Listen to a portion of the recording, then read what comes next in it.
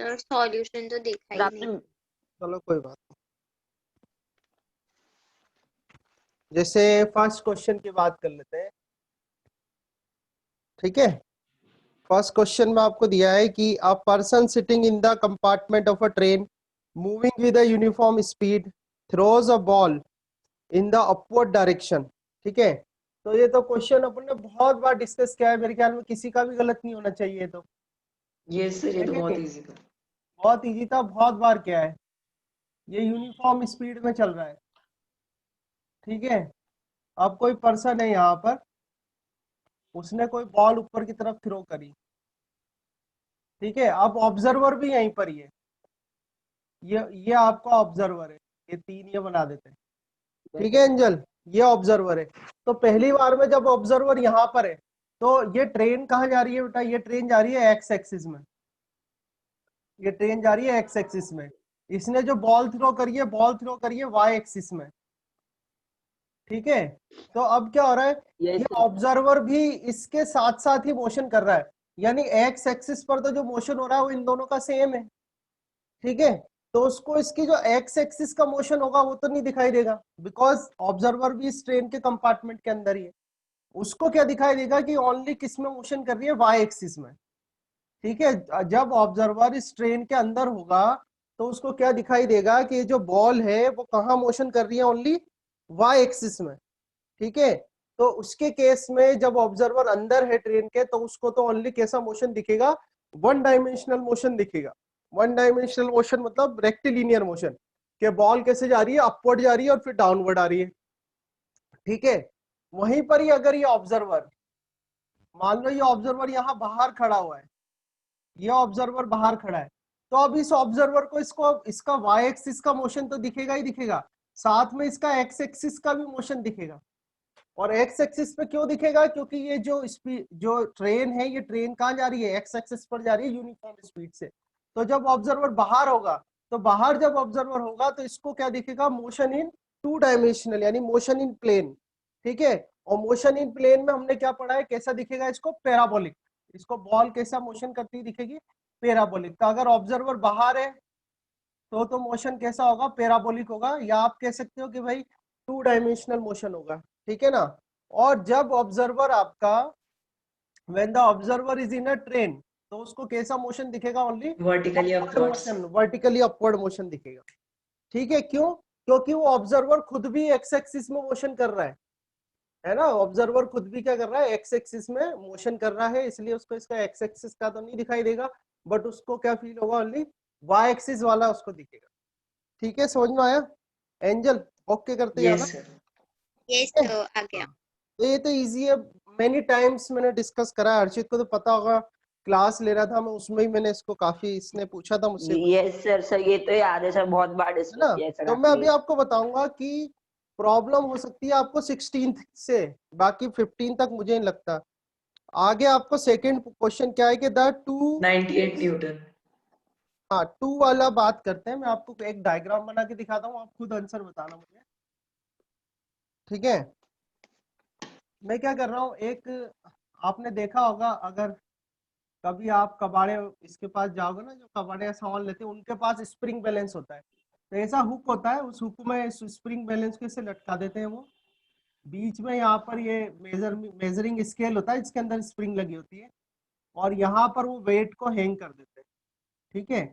मान लो यहाँ पर जो इसने वेट हैंग करा है, वो वेट आपको दिया हुआ है W equal to 10 kilogram, 10 kilogram weight दिया हुआ है इसको, ठीक है। ये दिया हुआ है उसने, यानी कि ये वेट कैसा लगेगा? डाउनवर्ड लगेगा। ये वेट कैसा लगेगा? डाउनवर्ड लगेगा।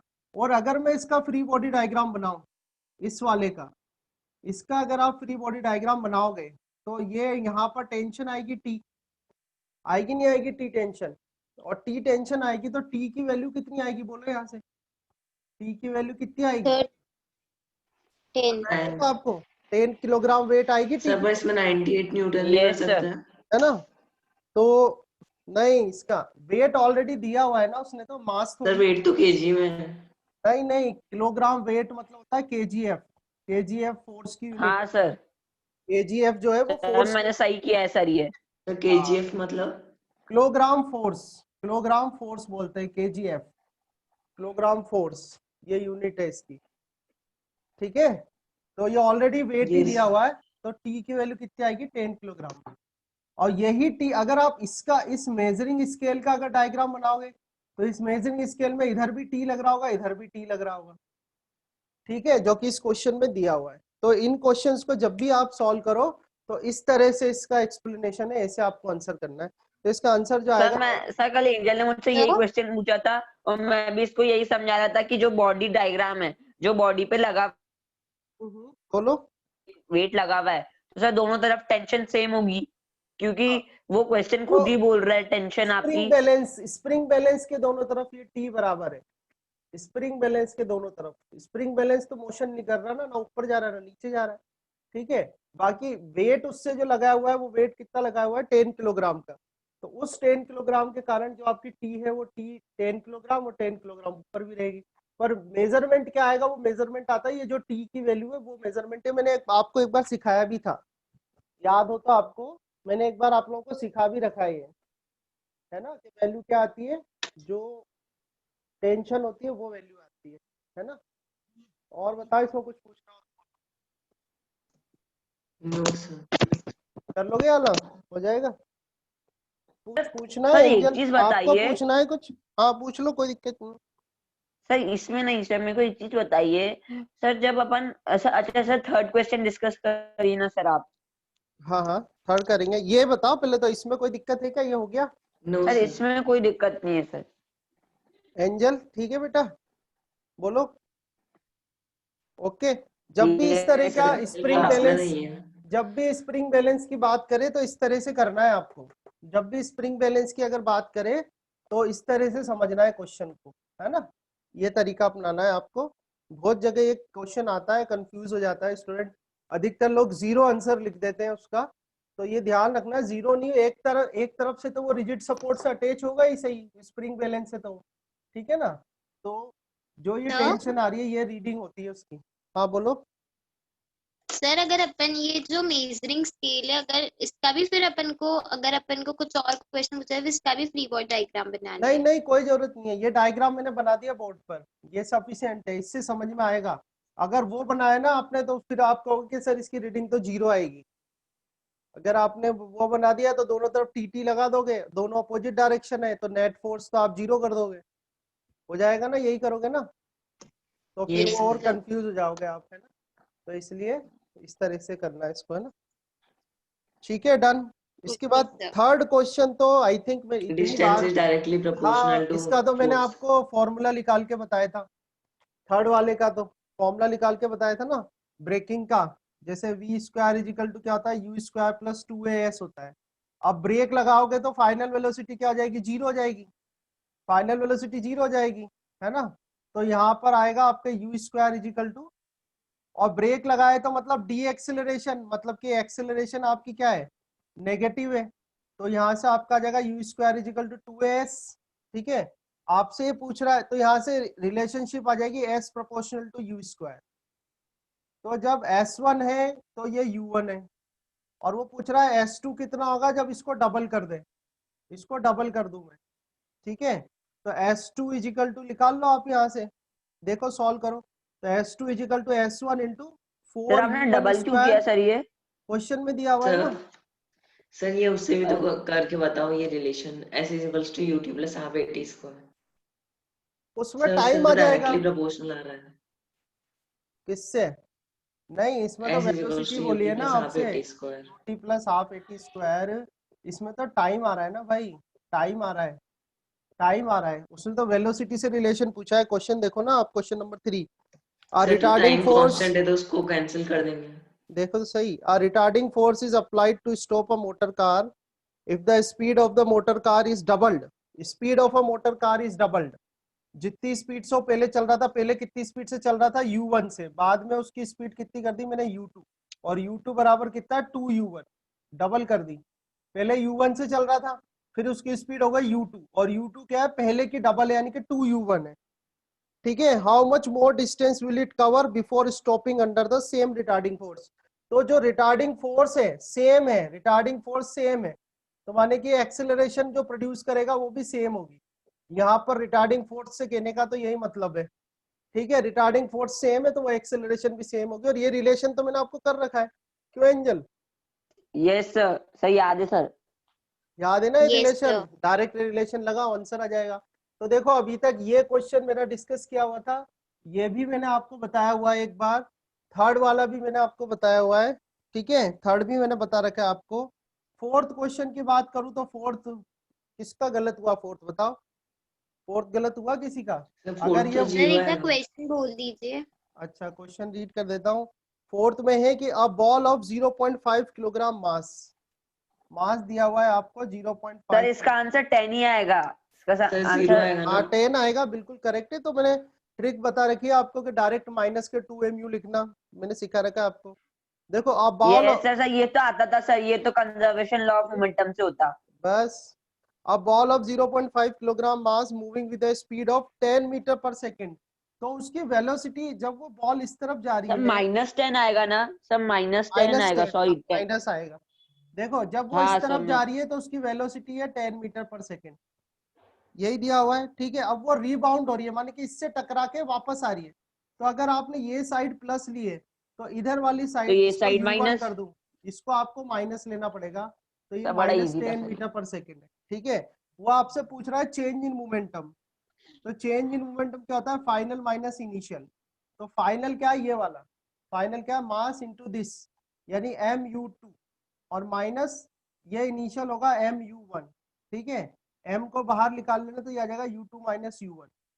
अब m की वैल्यू तो यहाँ से रख दो यस सर। 0.5 है ना, u2 की वैल्यू देखो -10 है, और u1 की वैल्यू कितनी है? 10 है, ठीक है। तो ये आ जाएगा 0.5 इंटू ये आ गया माइनस के 20, ठीक है। इसको 5 2 जा 10 और ये माइनस के 10 आ जाएगा, -10 kilogram into metre upon second. Sir मैंने तो है ना, आपने तो बड़ा शॉर्ट कर दिया सर, लेकिन मैंने बहुत बड़े तरीके से करा है, लेकिन सर मेरा आंसर आ गया। आ रहा है यही, माइनस का 10 आ रहा है। हाँ ऐसा देखो तरीका मेरा भी सही है, लेकिन आपने एक स्टेप कम लिखी है बस। अच्छा, तो देखो अब ये फर्स्ट भी मैंने आपको सिखा रखा है, सेकंड भी सिखाया हुआ है, सेकंड थर्ड थर्ड भी फोर्थ, बताया तो हुआ है, ये साथ आ फोर्थ भी गए। बताया हुआ है। तो अब ये चारों आए नहीं आए, देख लो, पिक लेनी है तो पिक ले लो। सर मुझे तो फर्स्ट वाला नहीं आता था। बस तो क्लास में भी डिस्कस किया हुआ है मैंने, एक बार हर्षित ने अपनी क्लास में पूछ लिया था, स्कूल की क्लास में, तो वहां भी डिस्कस ये किया हुआ है सर मैंने एक स्कूल की क्वेश्चन। क्लास में पढ़ा था। हाँ तो काफी डिटेल में डिस्कस किया था वहां, सही। तो जाने क्या क्या बताया था। सर ये तो करा। इजी था सर, फर्स्ट वाला तो। ये तो आई थिंक आपको जैसे ये हुआ, ये वाला हुआ, ये वाला हुआ, ये तो देखते ही करना था आपको, मुश्किल से 2-1 मिनट में आपको ये सारे कट कट कट करने थे। और ये भी एक बार मैंने बता रखा था अगर आपको ध्यान हो तो। और मैं बताऊं कि फर्स्ट से लेके 15th तक के क्वेश्चन आपकी वो असाइनमेंट वाली में से ही हैं, सेंटेंस वाले में से सारे, ठीक है। पिक ले ली? बोलो, यस सर। हो गया? Sir 2 minute. हाँ ले लो, पिक ले लो। मेरा एक जो सर है, ले ली ये सर। ले ली। सर फिफ्थ डिस्कस करिए सर फिर। एक ईयरफोन सही कर लो।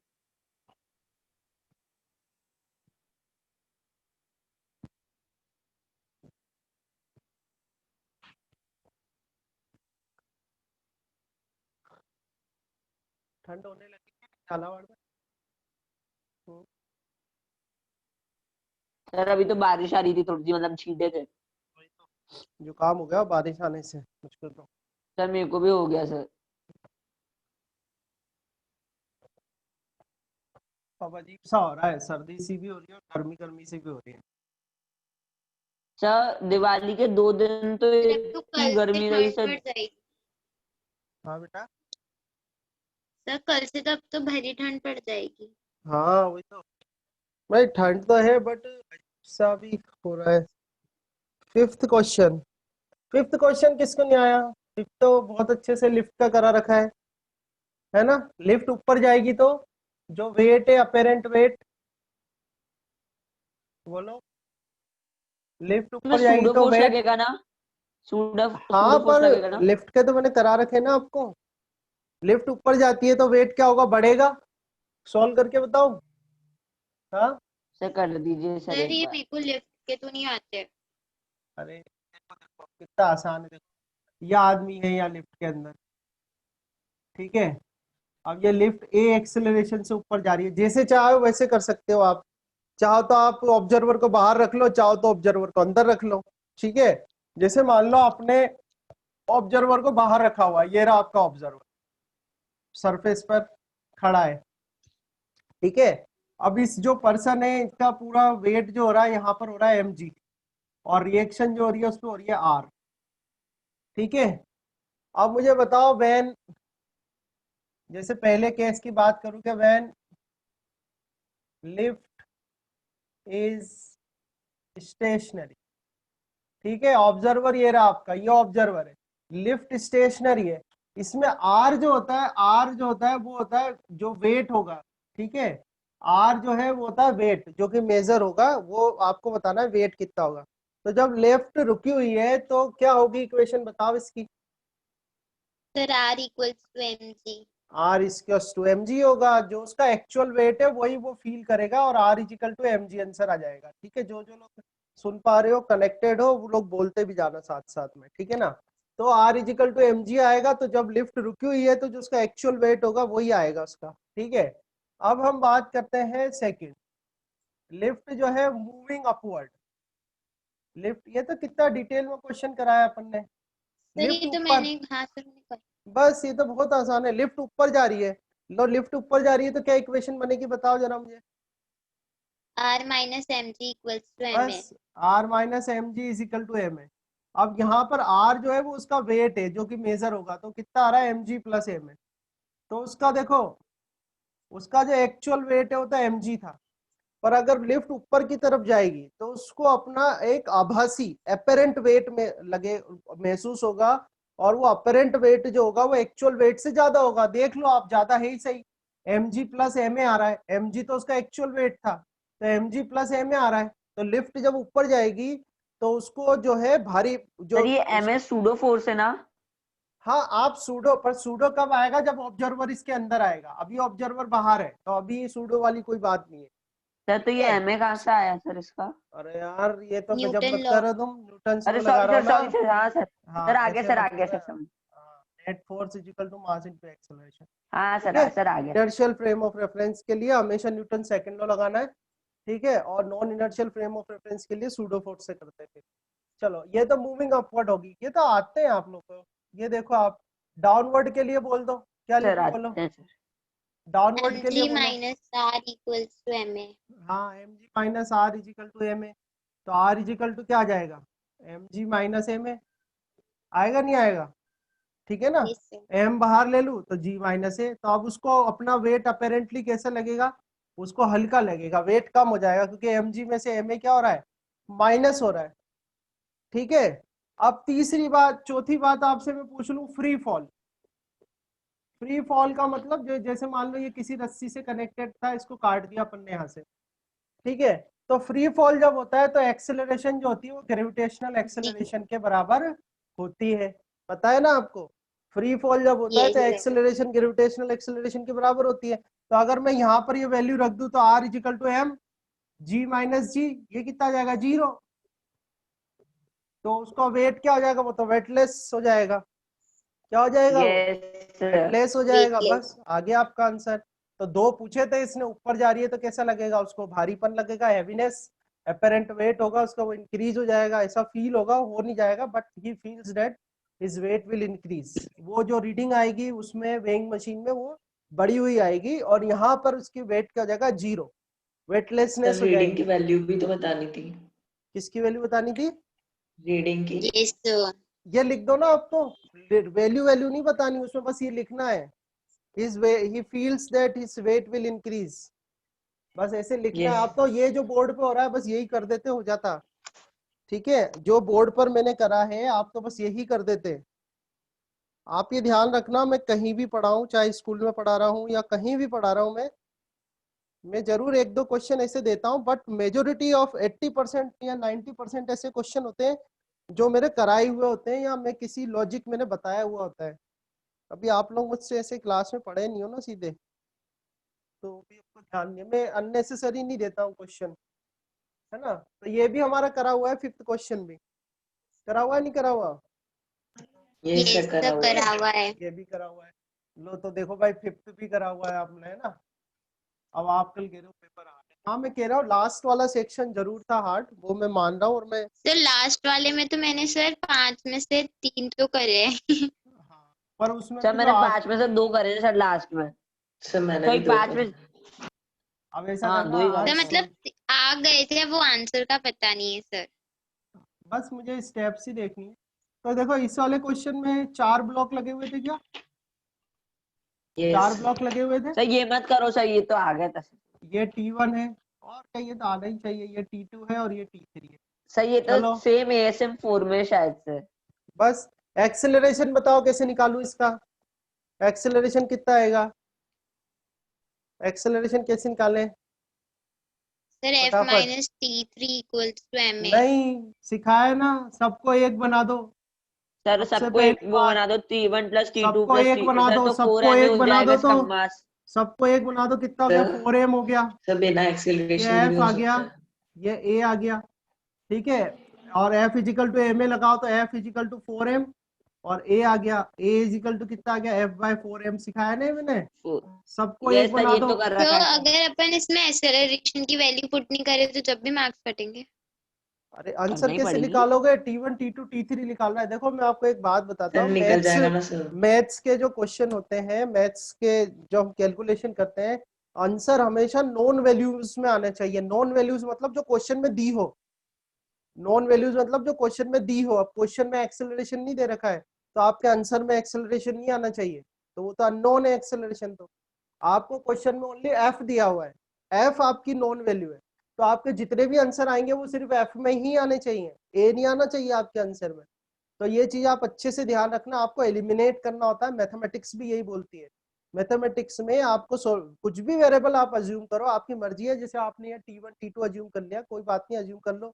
जैसे m जो है वो गिवन वैल्यू है, तो आपका आंसर या तो m में आएगा या f में आएगा, या m और f में आ जाएगा, कोई दिक्कत नहीं है, ठीक है। पर ऐसा नहीं हो कोई अननोन ला के रख दो आप जिसकी वैल्यू ही नहीं है क्वेश्चन में। ऐसे नहीं बना सकते आप सॉल्यूशन। अभी बहुत आसान है। जब भी इस तरीके का क्वेश्चन करना चालू करो, मैंने जैसे कोई बकेट में चीजें रखी हो तो ऊपर से चालू करना, इनमें कोशिश करो सबसे लास्ट में स्टार्ट करो। जैसे ये m वाला है, तो ये m मास है, ठीक है। ये आपका T1 हो जाएगा, ये a एक्सेलरेशन हो जाएगी। चलो बताओ इक्वेशन क्या बनेगी? इक्वेशन क्या T1 T1 बनेगी? is equals equals to to MA। mn. हाँ T1 is equals T1। to mf by 4m. हाँ हर्षित बता रहा है, हर्षित क्या बनेगी? T1 T1 is equals to mf by 4m. MA के बाद क्या बोल रहे हो आप? mf by 4m. नहीं, कहाँ से आ m into जाएगी? f by 4m. Angel sir बताएगी। m आएगा ना। सर एंजल टी नहीं, एंजल, सर, एंजल रुक जाओ, ये सर मैं बताऊं चिन्मय बताएगा। हाँ बता Chinmay. Sir, T1 equals to F minus MA। अरे यार मेरे भाई, यहाँ यहाँ सर F कहाँ T1 दिख रहा है equals इसके to अंदर MA। यार? हाँ सर क्या बने? T1 equals to MA। T1 is equals to MA बनेगी ना यार, इसमें कहाँ है F? इस वाले अरे सर वो आपने A की वैल्यू निकाली इसलिए वो पुट करके बता रहे हैं हाँ हर्षित। यही प्रोसेस है जो मैं सिखा रहा हूँ। आप इधर उधर अब और कुछ मत करना, ये प्रोसेस से देख लो। आप m रखो, a की वैल्यू यहाँ से रखो, f divide by 4m, m से m गया, ये आ गया पहला आंसर f/4, ठीक है। अब आपसे पूछ रहा है T2 कितना होगा। अब ये तो निकलते जाएंगे। कभी स्वेटर उधेड़ के देखा है? स्वेटर उधेड़ते ना, एक कोना मिल जाए तो फटाफट निकलता जाता है, बस वही हाल है इसका। अब देखो इस यस वाले सर। का बनाओ, इस वाले का बनाओ। ये m लगाया, ठीक है। इसमें इधर आपका T2 है, ये आपका T1 है, ये a एक्सेलरेशन है। बोलो क्या इक्वेशन बनेगी, बताओ फटाफट। T2 minus T1 T2 equals to MA। ma, ठीक है। आपको T1 तो निकाल ही रखा है, तो T2 इज इक्वल टू क्या आएगा? ma प्लस T1 आएगा, ठीक है। m और a की वैल्यू रख दो f/4m प्लस f/4, m से m काटो, ये आ जाएगा f/2। आया नहीं आया? ठीक है। yes sir. अब किसकी बात कर रहा है? T3 की बात कर रहा है। चलो आपकी f वाली इच्छा पूरी करते हैं। ये वाला ब्लॉक ले लेता हूँ मैं, या जो लोग f वाली इच्छा पूरी कर लेता हूँ। ये m लिया मैंने, लास्ट वाला ब्लॉक ले रहा हूँ, ये वाला। इसमें f लग रहा है इधर, ये a एक्सेलरेशन है, ये T3 है। सर एक चीज ठीक है। बताइए, आपने T2 माइनस सर T1 लेकिन क्यों करा? T1 माइनस T2 होगा ना, आपने सेकंड ब्लॉक लिया था, मतलब आप लेफ्ट अरे साइड से भाई राइट ये ए एक्सेलरेशन से जा रहा है ना राइट साइड में, जिस तरफ जाता है वो बड़ा होता है ना, होता ही नहीं होता? होता है सर। फिर कैसे ये भूल गए सर सब? होता है। भूलना नहीं ओके है, सर। भूलना सर नहीं है इसमें बिल्कुल लेकिन भी। एफ की वैल्यू ही नहीं है अरे आंसर ना, तो एफ T3 में की है। अभी आ जाएगा ना, आंसर तो एफ में आ रहे हैं ना, देखो इक्वेशन बना के बताओ मुझे इसकी क्या होगी, बोलो एंजल। सर इसकी इक्वेशन होगी F F minus minus T3 T3 is equal equals to F to M M। है। Minus T three is equal to M है, ठीक है। तो T three is equal to कितना हो जाएगा, एफ माइनस एम है। एफ को यहीं रहने दो माइनस एम, और ए की वैल्यू कितनी है देखो, F by four, F by four M, है ना, ये F by four M. M से एम काट दो, कितना आ जाएगा ये, four minus one three, three by four F. ये आ गया आंसर, ये आ गया टी। आंसर तो सारे एफ में ही आ रहे हैं ना आपके, देखो ना सब आंसर एफ में है। एफ गिवन है क्वेश्चन के अंदर के भाई, इतना एफ फोर्स लगा रहे हैं उस सिस्टम पर अपन, ये जो सिस्टम दिया एफ तो अपन को पता है यानी के, तो एफ के टर्म्स में सर मैंने निकालना है। एक्सेलरेशन की वैल्यू नहीं रखी, सर तो मैंने गलत हो डायरेक्टली गया ना ml की वैल्यू मैंने भी सर एक्सेलरेशन। निकाला। इक्वेशन बना दी बस। नहीं नहीं, अब मेरी बात बहुत ध्यान से सुनो। सर पता है मैंने क्या गलती करी, मैंने ना, मेरा आंसर सारे सही है, मैंने ना T3 जहाँ T1 लिखना चाहिए वहां तो T3 लिख दिया, और जहाँ T3 लिखना चाहिए वहां T1 लिख दिया। तो जो है सिस्टम सिस्टम है पूरा अपना कंसंट्रेशन का, और कंसंट्रेशन के हाँ साथ सर। साथ क्या होता है कि जैसे जैसे अपन के पास कुछ सारे रिलीजन में एक बुक होती है, जो बेसिक बुक होती है, सब रामायण महाभारत या जो भी है, बाइबल, ऐसी बुक होती है जो बेसिक बुक है, और कुछ पढ़ो ना पढ़ो वो लोग रोजाना सुबह सुबह पढ़ लेते हैं, या कुछ पढ़ते हैं कुछ नहीं, हर रिलीजन में है। ऐसे ये भी क्या है, बेसिक फंडामेंटल है। जैसे अभी आप क्वेश्चन करते करते भूल जाते हो, क्या सर ये कैसे लिया कैसे, तो ये सब प्रैक्टिस से आ जाएगा, है ना। तो इसमें होपलेस मत होना कभी भी। आप जो आप कर रहे हो वो भी बहुत बड़ी चीजें हैं, और आपकी एज में मुश्किल से शायद 10-20% लोग करते होंगे। तो आप जो सीख रहे हो वो भी बहुत इंपॉर्टेंट, और आप समझ में आ रहा है आपको, ये सबसे अच्छी बात। ठीक है, तो आप इन्हीं क्वेश्चन को रिवाइज करना जहाँ मिस्टेक सर है, रेड, लेकिन टेस्ट है तो ना। बिल्कुल अच्छा नहीं किया। नहीं देखो, मेरे से ये उम्मीद कहीं स्कूल में भी मत रखना और कहीं पर भी मत रखना कि मैं किसी को खुश करने के लिए कोई पेपर बनाऊंगा या ऐसा। इवन जो लास्ट पेपर भी था आपका, वो भी मेरे से बाय मिस्टेक ही बन गया, शायद मेरे पास टाइम नहीं था, इसलिए वो इतना इजी बन गया। ठीक है, और कभी भी ये मत सोचना कि मार्क्स से मैं किसी से इम्प्रेस हो जाऊंगा कि कोई 50 आउट ऑफ 50 ले आया या कुछ, ऐसा कुछ नहीं है। सीखा क्या आपने वो मैटर करता है। अगर मैं आपको न्यूटन सेकंड लॉ का स्टेटमेंट लिखने को दे दूं, या कुछ 10 क्वेश्चन में ही सॉल्व करा के वही 10 एग्जाम में दे दूं, तो उससे आप नंबर तो ले आओगे पर सीख नहीं पाओगे कुछ। अब इन्हीं क्वेश्चन को आप रिवाइज करना, और जो मेन एग्जाम है जहाँ कहीं पर भी आप अपीयर होगे जाके, जहाँ रियली में स्कोर करना है, आप वहां पे डेफिनेटली स्कोर कर लोगे, क्योंकि आप परेशानी का सामना करना सीख जाओगे। अभी आपको घबराहट हो रही है, अभी आप अटक रहे हो, तो मतलब मुझे दिखता है बच्चों से हो रहा है कि नहीं हो रहा, समझ में आ रहा है नहीं आ रहा, आप लोग समझ रहे हो रहा है आपसे, कोई दिक्कत नहीं है उसमें, है ना। अच्छा ये बताओ, ठीक है, हो जाएगा, बोलो। ये सर। हाँ सर ये तो आ गया। हाँ ये पिक ले सर लो, आ गया जो सर। भी करना है आपको। और ये बताओ, देखो ये भी कॉन्सेप्ट डिस्कस किया हुआ है अपना, ये कॉन्सेप्ट डिस्कस किया हुआ है, ये कॉन्सेप्ट भी डिस्कस किया हुआ है, ठीक है, ऐसा कोई दिक्कत नहीं है ना। तो आराम से, कोई ऐसी प्रॉब्लम नहीं है, यस सर। है ना। तो इस तरह से आपको क्वेश्चन करना है। ये क्वेश्चन भी हो जाएगा आपका 6 नंबर का क्वेश्चन। सर तो कल से अपन मास वर्क एनर्जी पावर चालू कर देंगे। नहीं, मैं इससे ये इसके सारे क्वेश्चन कराऊंगा आपको। आज तो नहीं हो पाएंगे क्योंकि लास्ट वाले क्वेश्चन थोड़े टाइम लेने वाले हैं, 5, थोड़ा सा आपको समझाऊंगा ना, इसलिए टाइम लगेगा।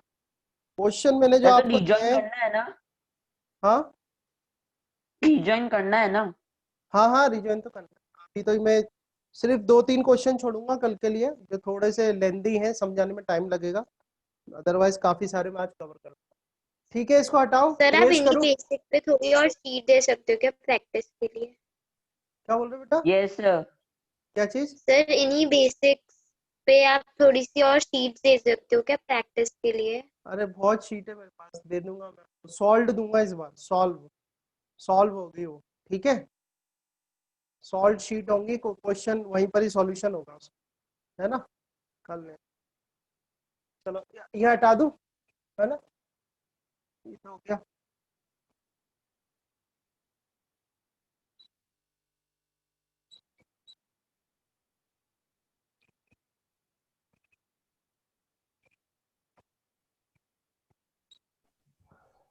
सर आ गए। अरे यार मैं इसको डू नॉट डिस्टर्ब पे रखता हूँ तब भी इस पे कॉल कैसे आ जाते हैं।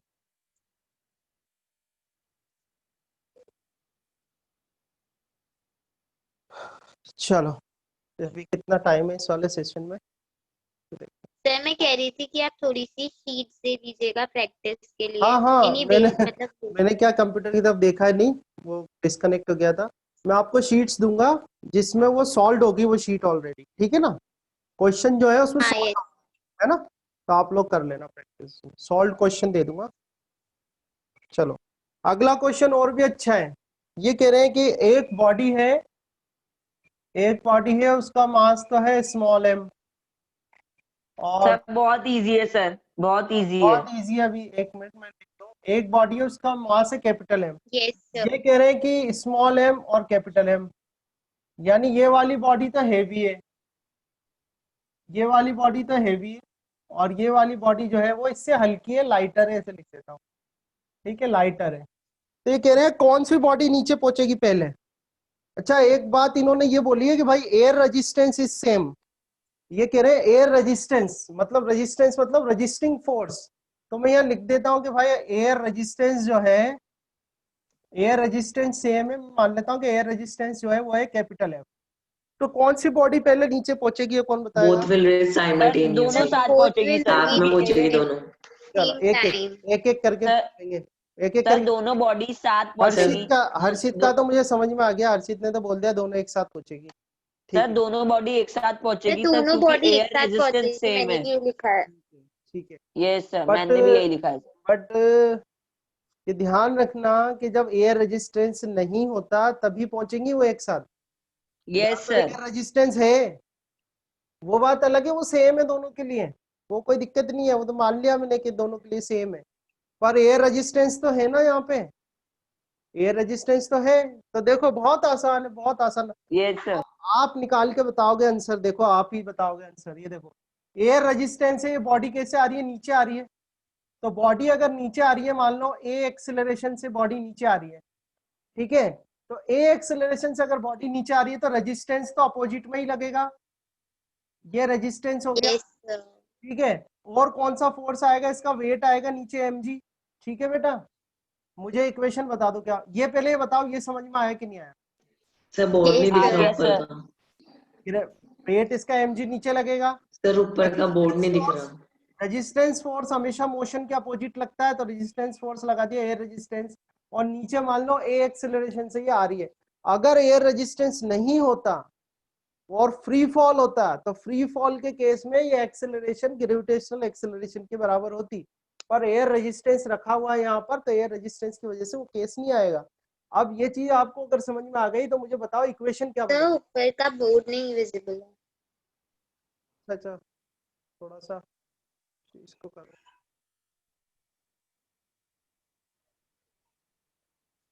यस सर, ठीक है। यस हाँ चलो इक्वेशन बता दो, इक्वेशन क्या बनेगी। Sir, mg minus f equals to ma। mg minus F equal to minus equals to ma। अगर मैं लिखूं कि भाई M A equal to M G minus F, तो कोई दिक्कत तो नहीं है। और अगर नो सर, मैं ऐसा लिख दूं कि M A equal to M G minus F by M, तो कोई दिक्कत तो नहीं है, एम से एम काट दूं, नो सर, इजिकल टू आ गया जी कोई दिक्कत नहीं है। माइनस एफ बाय एम, ठीक है बेटा। आ रही है समझ में, इक्वेशन दिख रही है, दिख रही है। यस अब यस सर, सर।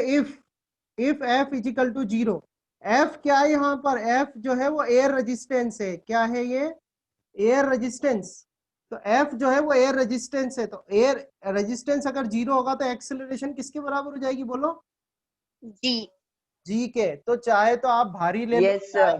चाहे तो आप भारी ले लो, चाहे हल्की ऑब्जेक्ट ले लो, कैसी भी ले लो, अगर एयर रेजिस्टेंस 0 है तो एक्सेलरेशन जो होगा वो ग्रेविटेशनल एक्सेलरेशन के बराबर होगा और दोनों एक साथ नीचे आ जाएंगे।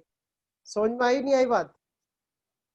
Yes sir. तो यस, अभी की बात ये है, अभी तो वो कह रहा है कि भाई एक तो भारी है, एक तो भारी है और एक हल्की है। तो अगर ये बताओ इस वाली इक्वेशन में अगर m की वैल्यू बढ़ाई जाए, m की वैल्यू बढ़ाई जाए, यानी कि अगर हेवी ऑब्जेक्ट है तो एक्सेलरेशन इंक्रीज होगा कि डिक्रीज होगा? Sir decrease. सर डिक्रीज होगा ना एक्सेलरेशन। देखो आप, डिक्रीज होगा। अगर देखो इधर m की वैल्यू अगर बढ़ेगी, m की वैल्यू अगर इंक्रीज करूंगा तो ये पूरी वैल्यू इंक्रीज होगी कि डिक्रीज होगी? ये पूरी सर डिक्रीज होगी। इंक्रीज होगी इंक्रीज ना होगी यार सर, भाई, इंक्रीज इंक्रीज ही होगी होगी। सर। अगर हाँ सर m इंक्रीज अगर तो बोल m रहे को हैं। ध्यान से देखो, अगर m को इंक्रीज किया जाए तो ज्यादा का डिवाइड करूंगा ना मैं इस क्वांटिटी में, तो ये पूरी क्वांटिटी तो कम आएगी ना। अरे भाई 10 में अगर मैं 2 का डिवाइड करूं तो 2 5 आएगा, और 10 में यस सर अगर इंक्रीज होगी 5 ना का सर, डिवाइड करूं तो 2 इंक्रीज आएगा। होगी। सर तो डिक्रीज हो रही है ना सर? डिक्रीज होगी ना बेटा, ये वैल्यू तो हाँ डिक्रीज सर, होगी, मैंने डिक्रीज कहा था। ये वैल्यू डिक्रीज होगी, और कम वैल्यू माइनस होगी तो एक्सेलरेशन आपका इंक्रीज होगा। एक्सेलरेशन क्या होगा? सर डिक्रीज क्यों होगी सर? मास ज्यादा होएगा तो फोर्स ज्यादा होएगा। कैसे होगा? मान लो फोर्स की वैल्यू आपको दे रखी है 10, अब मास की वैल्यू अगर मैं 2 कर दूं तो F/m कितना आएगा जरा देखना, 10/2 5 आएगा। अगर मैं मास की वैल्यू बढ़ा के 5 कर दूं तो F/m कितना आएगा? 10/5 2 आएगा नहीं आएगा? तो अगर मास की Yes, वैल्यू sir.